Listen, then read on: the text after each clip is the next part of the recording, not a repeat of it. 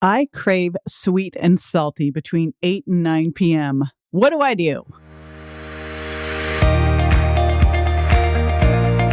This is JJ Virgin, 4-time New York Times bestselling author, celebrity nutrition expert, and fitness Hall of Famer. I've been on a lifelong quest for answers to the toughest health questions. And now I'm sharing what I found with you. Welcome to Ask the Health Expert. Wandering Realist from Instagram says, closing the kitchen after dinner is the only hard part of this illustration for me. Cravings of sweet and salty between 8 and 9 p.m. Any suggestions? I have a lot to say about this one. I'll be right back. Stay with me.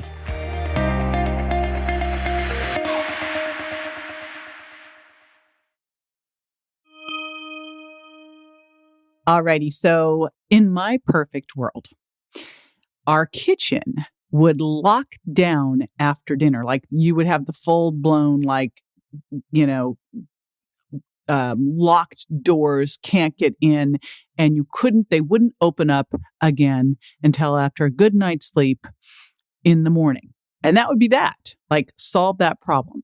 One of the most significant things that you can do for your health is to stop eating 3 to 4 hours before bed. And no, I do not mean go to bed later. I mean, eat dinner earlier and then shut it down. You want to go to bed without having just eaten, because when you just eat and lie down, first of all, mechanically, you can get some of your stomach acid washing up onto your esophagus, giving you heartburn. So that's a problem. But also, when your stomach is full, ghrelin's suppressed, and this can also then suppress the release of growth hormones, which is growth hormones should be released through the night. So big important thing is to stop eating 3 to 4 hours before bed, because it's part of that first step into intermittent fasting is that ability to go and do a 12-hour overnight fast. So one of the most important things you can do for your health and for your weight is shutting it down after dinner. Now you're saying I'm craving sweet and salty. And when I hear that, my little radar goes off of are you stressed? Because quite often you crave salt when you've got adrenal exhaustion going on. And that's why I think a little sea salt, not crappy table salt, note, high quality sea salt. We go in the old days when we traveled, I would get sea salt from all sorts of cool places like the Dead Sea in Israel and Maui. Boy, those were the days, weren't they? But I still get really great sea salt. It's the splurge. And then I have a great salt grinder. So use salt, but use real salt because you're going to get those minerals too. But I'd also go back and look, why am I craving sweet and salty? Now, exposure equals preference. If I trained my body to think, nighttime, I get a little treat, a little something, or it's because I'm stressed. And if it's because I'm stressed, sleep is one of the most powerful antidotes. And of course, HIIT training, teach your body how to handle stress better, tapping or meditation.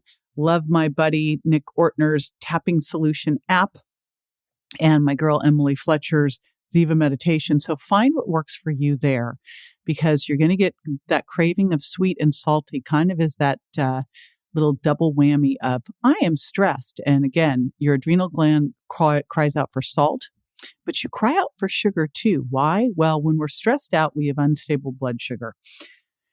And we also tend to lower our serotonin, which makes us crave what? More sweet. So when I hear that unique craving of sweet and salty, I think that let's look back and see if stress is to blame.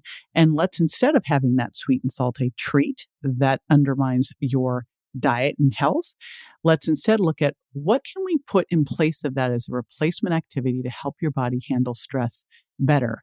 And ideally, you're replacing that activity and you're not able to pick up the sweet and salty. So maybe you are taking a great bath with some lavender and Epsom salts, and reading a great escapism book while you're in the bath, because you can't go get that sweet and salty thing if you're in the bathtub, right? Or taking a nice walk, something else that helps you replace that activity and help to manage that stress. And here's the thing. The first couple days, you're going to go, yeah, this bath is not the same as a caramel fudge sundae with pretzels on top. It's just not. But over time, you will forget about it and you'll feel so much better. So let's start working on the stress. Let's replace that activity and let's make a vow that you are going to stop eating 3 to 4 hours before bed. There you go. This is JJ with Ask the Health Expert.